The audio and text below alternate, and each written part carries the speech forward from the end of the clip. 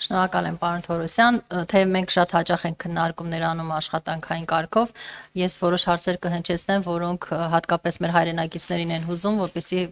ավելի լսելի դառնան այդ հարցերի պատասխանները, բայց չեմ կարող ձեր վերջին նշածին չարձագանքել, խոսքը վերաբերում է մեծ հաստատությունների կառուցմանը եւ վերակառուցմանը։ Ես հասկանում եմ, որ մենք լուրջ խնդիրներ ունենք, որովհետեւ քանի դեռ մարդիկ ստիպված են ապրել հաստատությունում, իրենք պիտի համապատասխան պայմաններ ունենան, բայց նոր հաստատություններ կառուցելը կամ դրանք շատ ավելի մեծ ռեսուրսներ դնել վերակառուցելու եւ կապիտալ ծախսեր անել այդ ուղղությամբ, դրանք ոչ միայն արդյունավետ չի, այլ նաեւ հակասում է միջազգային կոնվենցիաներին։ Մենք այստեղ անելիք ունենք եւ մենք ասելով ես այստեղ ամենևին նկատի չունեմ միայն աշխատանքի եւ սոցիալական հարցերի նախարարությունը, ցավոք, որովհետեւ բոլոր ռեսուրսները չէ եւ լիազորությունները չէ, որ նախարարության, այսպես ասեմ, նախարարությանն են պատկանում, մենք համայնքային ծառայությունների,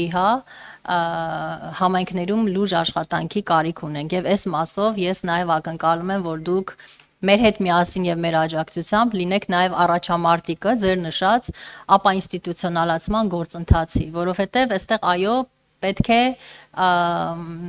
մի փոքր այլ բան իրականացնել, քան մենք ունենք եւ հետեւաբար եթե մենք այլ տեղերում միջոցառումներ չենք իրականացնում, այսինքն մենք չունենք համայնքային ծառայություններ, մենք չունենք մատչելի միջավայր, մենք չունենք վերաբերմունքի փոփոխություն, մենք չունենք նոր ծառայություններ, բնականաբար հաստատությունները եւ մեծ հաստատությունները դեռևս պետք է արդիական լինեն։ Այս իմաստով ես առաջարկում եմ մենք շարունակենք քննարկումները եւ լավագույն տարբերակները գտնենք, որովհետեւ այո, ցավոք այսօր միայն փոքր տներն են ընտանեկան միջավայրին մոտ ավելի քիչ ինստիտուտ, քան այն մեծ ինստիտուտներ։ Այս իմաստով խնդրում եմ քննարկումները շարունակենք, այդ թվում հաշմանդամություն ունեցող անձանց կազմակերպությունների հետ, որպեսզի նաեւ իրենք էլ ներգրավեն փորձագետների, որոնք կօգնեն մեզ այս անցումը իրականացնելու։ Ես անձնական օգնականի ծառայության հետ կապված իհարկե իմ առաջարկներն էլ կներկայացնեմ, մենք սրա մասով խոսել ենք, սա է լավագույն տարբերակներից մեկը, որպես ներդրում նաև, ես ուզում եմ, որ այստեղ հասկանանք, սա ծախս չի ծառայության համար, այլ ներդրում է, որովհետև եթե ծրագիրը վատ աշխատի, նույնիսկ մենք առնվազն 2 մարդու անկախություն ենք ապահովում, հաշմանդամություն ունեցող անձի եւ նրա համար աշխատող անձնական օգնականի եւ եթե այդ անձնական օգնականը ընտանիքի անդամ, իսկ եթե ծրագիրը լավ աշխատի եւ այդ անձնական օգնականը լինի ոչ թե ընտանիքի անդամ, այլ երրորդ անձ, մենք նույնիսկ 3 անձի անկախություն ենք ապահովում, այսինքն սա շատ լուրջ ներդրում է, այդ իմաստով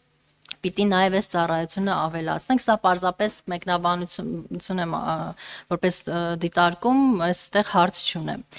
Հարցերս կապված են առաջինը նպաստի համակարգի հետ, որը ներդրել ենք նոր, եւ եթե չեմ սխալվում, մենք այս պահին իրականացնում ենք պիլոտային ծրագիր Սյունիքում եւ Կոտայքի մարզում, եւ նախատեսվում էր, որ ամբողջ համակարգը կներդրվի, եթե չեմ սխալվում 26 թվականից։ Արդյոք մենք այստեղ ունենք փոփոխություն, թե չէ, մտադրությունների, նկատի ունեմ, արդյոք 26 թվականից ենք նախատեսումներ դնել, թե այնուամենայնիվ պիտի այդ ժամկետները վերանայենք եւ դրա կարիքը կա թե ոչ, եւ արդյոք այդ համակարգը արդեն վերլուծել ենք որոշ խնդիրներ, հասկացել ենք ինչ խնդիրներ ունենք եւ որոշակի քաղաց դասեր նկատի ունեմ ընթացքից պիլոտից ինչ որ արդյունքներ ունենք, թե չէ, եթե այս մասին ունեք ասելիք, կխնդրեմ ասեք։ Մյուսը վերաբերում է սոցիալական բնակարաններին, պարոն Թորոսյան, սա էլ շատ կարևոր խնդիր է եւ այստեղ խոսքը չի վերաբերում միայն օրինակ անվճար բնակարաններին, հա, դրանք կարող են լինել նույն բավականին ցածր գնով վարձակալության տրվող եւ այլն, այսինքն ավելի քիչ եկամուտներ ունեցող ընտանիքների համար, որոնք կկարողանան իրենց թույլ տալ բնակարաններից օգտվել, մեր սոցբնակֆոնդը շատ աղքատ է այս պահին, բոլորս գիտենք, բայց արդյոք այս ուղղությամբ ինչ որ քայլեր արվում են, թե ոչ։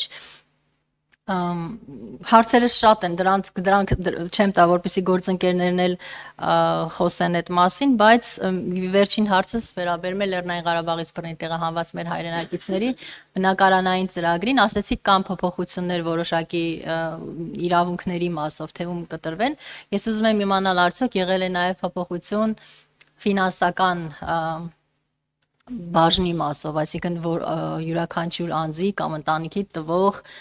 նվազագույն կամ առավելագույն շեմի փոփոխություն, այդ թվում աշխարհագրական տարբեր ուրեմն բաներից ելնելով, օրինակ մարզերում, քաղաքներում, որովհետև նման առաջարկներ եւս ստացել են, օրինակ 3 միլիոնի պարագայում դարձնել 4 միլիոն եւ այլն, հիմա թվերը մանրամասն չեմ հիշում, բայց արդյոք եղել են նաեւ ֆինանսական փոփոխություն այս մասով։ Շնորհակալ եմ։ Շնորհակալություն Տիկին Բաթյան, ես այնուամենայնիվ ձեր բոլոր բարձրացված հարցերին ուզում եմ անդրադառնալ, որտեղ դրանցից բոլորը կարևոր են։ Նախ մի ճշտում, ես չասացի, որ մենք նոր հաստատություն ենք կառուցելու, ես կտրուկ դեմ եմ նոր հաստատություններ կառուցելուն, ես ասացի, որ պարզապես եղած հաստատությունում, քանի որ ինքը այնուամենայնիվ անհրաժեշտ է, մենք նոր շենք ենք կառուցելու, հին շենքը քանդելու նպատակով, այսինքն պարզապես պայմանները, քանի որ հնարավոր չի այդ հին շենքում լավ պայմաններ ստանալ։ Եվ ամբողջությամբ կիսում եմ այդ տեսակետը, համարում եմ ինձ դրա առաջամարտիկը, ապա ինստիտուցիոնալացման եւ արդեն իսկ նախաձեռնել ենք մի մեծ քննարկում, որը, եթե չեմ սխալվում, կամ նոյեմբերի կեսերին է տեղի ունենալու ոլորտի հնարավորինս շահագրգիռ եւ միջազգային եւ տեղական կազմակերպությունների հետ, որպեսզի կազմենք ապա ինստիտուցիոնալացման, ինչը միշտ դժվար է արտասանել է, ճանապարհային քարտեզ, բայց ոչ թե 1 կամ 2 տարվա, հիմա կասեմ ինչու ոչ թե 1 կամ 2, այլ 10, 20, 30 տարվա, որովհետև ցավոք սրտի հնարավոր չի հասնել լավ արդյունքների 1 կամ 2 տարում, հաշվի առնելով նաև մեր հասարակության մեջ եղած թե մշակութային եւ սոցիալական առանձնահատկությունները այս մեր քաղաքացիների նկատմամբ, ինչպես նաև համակարգերի պատրաստվածության աստիճանը, որտեղ ապա ինստիտուցիոնալացումը միայն սոցիալական ոլորտի հարց չի, դա կրթության հարց է, դա ներառականության հարց է նաև այլ ոլորտներում, դա քաղաքաշինական հարց է նաև, որտեղ այդ մարդիկ ինչքան ապրեն համայնքներում, այնքան համայնքները պետք է հարմարացված լինեն այս քաղաքացիներին։ Եվ ես պատահական չասացի, որ փոքր տների վրա ուշադրություն ենք դարձնում, թե ինքներս հենց հիմա օրինակ տիպային նախագիծ ենք գծում փոքր տան, որ երբ որ այդ տիպային նախագիծը լինի եւ լինի ֆինանսավորում, որը կլինի, այսինքն մենք կգտնենք այդ ֆինանսավորումը մյուս կամ մյուս հաջորդող տարիների բյուջեում, մենք շատ չմտածենք, ինքը լինի ամբողջությամբ համապատասխան թվով բնակիչների համար, տանենք տեղակապենք այդ համայնքում եւ համայնքներն էլ ընտրելու ենք այնպես, որ նրանք նորից կուտակված չլինեն իրար կողք, այսինքն լինեն ամբողջությամբ սովորական հարևաններով, սովորական այգիով, սովորական փողոցներով, սովորական մարդկանցով, որ նաև գետոյացման վտանգի առաջ չկանգնենք, այդ մեկ որպես ուղղություն,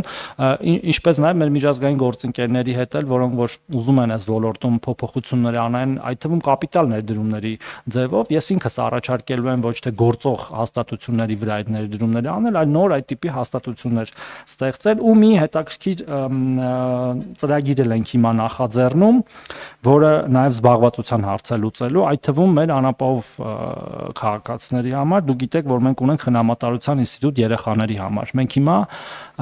նախագծում ենք խնամատարության ինստիտուտ նաև մեր տարեց հայրենակիցների համար, որի համար նրանք կվճարվեն մինիմալ մեխանիզմը հետևելն է երեխաների մինիմալ աշխատավարձ եւ մոտարապես այնքան գումար, որքան ծախսվում է այդ փակ տիպի հաստատությունում այդ մեր հայրենակցի վրա, սրանով նաեւ էլի ընտանեկան միջավայրում պահելով մեր տարեցներին, նաեւ ապահովելով կարծես թե ինքը երկուսը մեկում լինի եւ հաշմանդամության համշարժանություն ունեցող մեր քաղաքացիների կարիքների բավարարում եւ նաեւ զբաղվածության ծրագիր եւ սահուն անցնելով անձնական օգնականին, այո, համաձայն եմ ձեր հետ, այն թե հաշմանդամություն ունեցող քաղաքացիներին ներառելու եւ ազատագրելուն միտված ծրագիր է, նաեւ զբաղվածության ծրագիր է, որը մենք շատ կարևորում ենք եւ օրինակ այս տարվա պետական բյուջեում վերաբաշխում ենք արել, որ թիվը ավելացնենք եւ 215 շահառուի կարող ենք այս տարի տրամադրել այդ ծառայությունը։ Իհարկե միջնաժամկետ ծախսային ծրագրերով մենք ունենք տարեստարի աճ, բայց իմ տեսլականը այդ աճերը կրկնապատկելն է, այսինքն որ մենք ունենանք 1000, 2000 նման հնարավորություն մեր քաղաքացիների համար ձեր ասած նպատակներով, իհարկե դրա համար կարիք կա նաեւ վերապատրաստումների, որը մենք մեր ազգային ինստիտուտով անում ենք եւ կշարունակենք անել, այսինքն 100% կիսում եմ ձեր մոտեցումները։ Վերադառնալով անապահովության պիլոտին, այո, Այն հիմա գործում է Սյունիքի եւ Կոտայքի մարզերում, սկսել է Գառնանից եւ հիմա շարունակվում է եւ ամբողջ իմաստը պիլոտի նաեւ այն էր, որպեսզի մենք դրա իրականացման ընթացքում վեր հանենք խնդիրները, որպեսզի ամբողջական տարածումից հետո երկրի վրա դրանք չունենանք։ Եվ հիմա մենք այդ փուլում ենք ըստ էության, այո, կան խնդիրներ, թե տեխնիկական անկեղծ պետք է ասեմ համակարգերի փոխգործելիության, որտեվ համակարգը նախագծված է եղել հնարավորինս ավտոմատացված, բայց ոչ բոլոր մեր գերատեսչություններն են, որ կարողանում են ապահովել այդ համաժամանակյա տվյալների փոխանցումը եւ հաճախ մենք ստիպված միևնույն է ձեռքով ենք անում եւ պետք է հղկենք այդ համակարգերի աշխատանքը, սա ինչով է կարեւոր, որ մարդկային գործոնը հնարավորինս ցածր լինի եւ նաեւ կան որոշ իրավական խնդիրներ, որոնց մենք բախվում ենք, այդ թվում նաև որոշ չափերի հետ կապված, երբ որ օրինակ մենք մարդկանց եկամուտը այսքան ենք համարում, բայց դա պարզում է, որ այդքան էլ բարձր եկամուտ չի եւ մենք դրանք էլ պետքա վերանայենք։ Ես հիմա չեմ կվարանեմ ասել, թե մենք երբ ենք ամբողջ երկրի վրա տարածելու, այդ իմ ասած պատճառներով, որպեսզի այն բժշկական սկզբունքով ավելի շատ չվնասենք, քան թե օգնենք մեր հայրենակիցներին։ Բայց մի բան ակնհայտ է, սրա մասին միշտ խոսել եմ եւ պետք է խոսեմ։ Անապահովության համակարգերը պետք է միտված լինեն մարդկանց անապահովությունից հանելուն եւ ոչ թե այնտեղ պահելուն։ Ցավոք սրտի մենք ունեցել ենք հակառակ պատկերը։ Անապահովության համակարգերը մարդկանց դրդել են օրինակ չունենալ ֆորմալ աշխատանք, որտեղ կզրկվեն անապահովությունից։ Անապահովության համակարգերը մարդկանց դրդել են չաշխատել, որովհետև աշխատելու դեպքում կունենան եկամուտ, կզրկվեն անապահովությունից եւ օրինակ կզրկվեն առողջության պատվերից կամ մոտակայում գիտեք որ ապահովագրական համակարգերն ապահովագրությունից հաճախ մեր քաղաքացիներ ցավոք սրտի հազարավոր խաբել են պետության այդ համակարգերի շրջանակներում իրենց եկամուտները եւ գույքը թաքցրել են ուրիշների անունով են գրանցել եւ ես հիմա օրինակ վերլուծություններ եմ անում մենք շատ տարօրինակ պատկերներ ունենք ըստ համայնքների ասենք որ քեզ թվում է որ հիմա անուններ չտամ չթիրախավորեմ որ քեզ թվում է որ այդ համայնքը տենց ավանդաբար հարուստ համայնք է, բայց այնտեղ կարծես թե անապահովները ավելի շատ են, քան հարաբերական քո իմացածով ավելի աղքատ համայնքում, հա։ Այստեղ նաև վարչարարության միօրինակության հարց կա, այլ ուրիշ բաներ չեմ ասում։ Այսինքն մենք նաև պետքա եւ պիլոտով եւ գործող համակարգ այնպես անենք, որ նույն քաղաքացին, նույն պայմաններում օրինակ Սիսիանում եւ Աշոտսկում, չգիտեմ, Գյումրիում կամ Վարդենիսում գնահատվի նույն կերպ, ոչ թե մեր օրինակ աշխատակիցները միտեղ լավ գնահատեն, միտեղ վատ գնահատեն, ել չեմ ասում տարբեր կոռուպցիոն ռիսկերի մասին, երբ որ դա էլ է նաեւ կոռուպցիայի աղբյուր եղել, քանի որ ասեցի, հոսանքի վարձն են զեղչով վճարում, առողջապահությունը եւ այլն։ Այս ամենակարևոր եւ ամենացավոտ տեղերից է մեր համակարգի, բայց մենք վճռական ենք այն բարեփոխելու, որովհետեւ բարեկեցություն եւ ընդհանրապես արժանապատիվ կյանք հնարավոր է ապահովել միայն աշխատանքով, եթե դու աշխատունակ ես եւ եթե աշխատունակ չես ֆիզիկական կամ այլ սահմանափակումների պատճառով, այդ դեպքում այո պետությունը պետք է հոգ տանի քո մասին եւ հոգ տանի էլի կրկին արժանապատիվ ձևով, ոչ թե 20 կամ 30,000 դրամով եւ պիլոտի նաեւ իմաստը այն է որ մենք վճարում ենք իրական եկամուտի եւ իրական ծախսի տարբերությունը եւ ես հիմա կարող եմ մի հատ թիվ ասել մենք առավելագույն 200,000 դրամ նպաստի չափ ունենք պիլոտի շրջանակներում որտեվ գնահատվել են ընտանիքի իրական կարիքը մուտքեր ելքեր բազմազավակ է եղել երեխաները շատ են եղել եւ մենք վճարել ենք այնքան որ ինքը կարողանա իր կենսական կարիքները հոգա Իսկ միջին չափը մոտ 100,000 դրամ է այդ պիլոտային ծրագրում։ Իհարկե մարդկանց թիվն էլ ավելի քիչ է, այդ իմ ասած պատճառներով։ Շատ եմ խոսում կներեք հարգելի գործընկերներ, բայց կարծում եմ բոլոր հարցերը կարևոր են։ Ինչ վերաբերում է սոցիալական բնակարանային ֆոնդին, սա եւս շատ կարևոր մեր ուղղություններից է եւ ես ամբողջությամբ կիսում եմ ձեր տեսակետը ես կարծում եմ որ մեր կոնցեպտը կամ պատկերացումները սոցիալական բնակարանների մասին պետք է տրանսֆորմացվեն եւ դառնան հասանելի բնակարանային ֆոնդի կոնցեպտի մոտավորապես, հա, որի համար միգուցե դու նաև ինչ որ չափի փոքր վարձավճար վճարես, որը կկարողանաս քեզ թույլ տալ ոչ թե այդ օրվա շուկայական արժեքներով եւ այդ տնային եւ այդ բնակվոնն էլ բավական մեծ կլինի, ոչ թե այսօրվա մեր մի քանի 100 բնակարանը։ Բայց մինչեւ դրան անդրադառնալը ես ուզում եմ ասել, որ հենց հիմա էլ մեր սոցիալական բնակարանային ֆոնդը համալրվում է մի քանի ուղղություններով։ Առաջինը մեր միջազգային գործընկերների կողմից մեր այլ շենքշինությունների փոխումն է սոցիալական բնակարանային ֆոնդի, օրինակ ես մի քանի օր առաջ Վանաձորում էի, Վանաձորի մի նախկին գիշերօթիկ դպրոց վերափոխում ենք սոցիալական բնակարանային ֆոնդի, եթե չեմ սխալվում 24 բնակարան է ավելանում,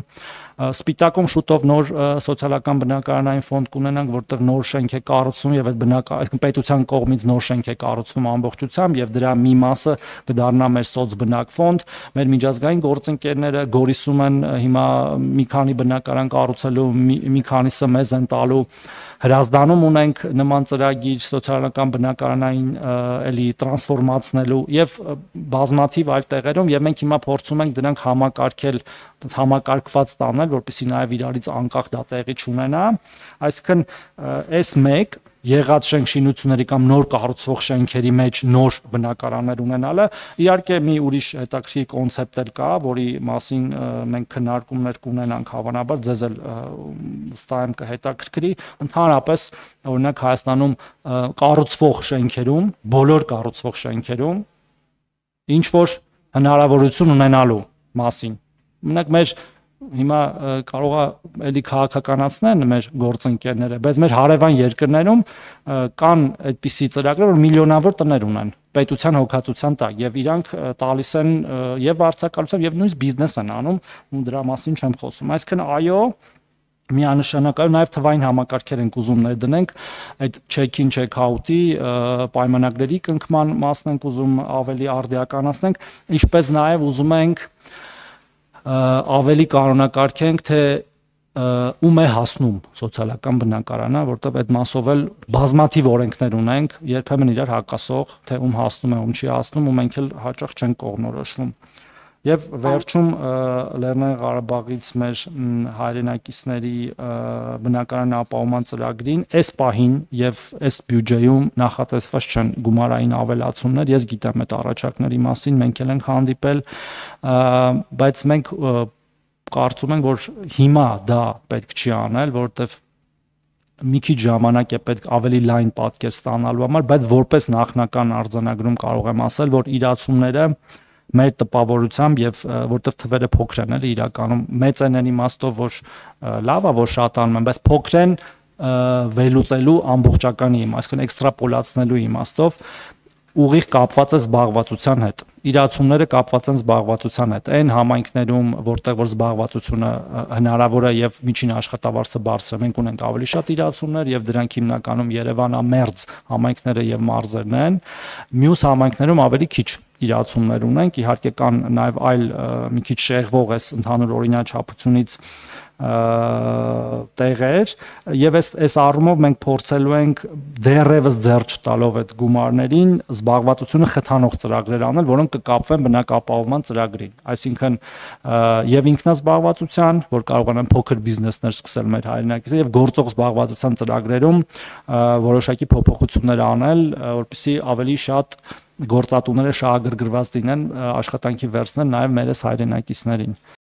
Չմոռանաք հավանել տեսանյութը եւ բաժանորդագրվել Civic AM-ի YouTube-յան էջին։